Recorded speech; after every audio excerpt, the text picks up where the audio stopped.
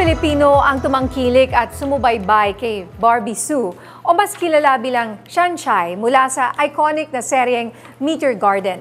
Isa siya sa mga karakter na minahal at naging bahagi ng ating pop culture noon. Panahon ko yan, ano, Jack? Yes. Kaya tinanong natin ang ilan sa ating mga kababayan na nakasubaybay at nag-iwan sa kanila ng magagandang alaala ng minahal nating si Shanshai.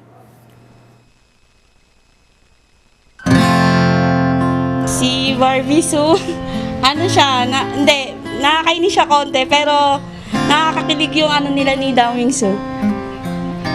Yung love team nila. Tsaka ano siya, palaban, yun. Sa akin po, para sa akin yung sa ano po yung sa yung binibigyan po siya ng red card doon ni Jerry yan. Yung para sa akin kasi palaban po siya doon. Parang hindi siya umaatras sa ano, wala siyang inaatakutan gano'n.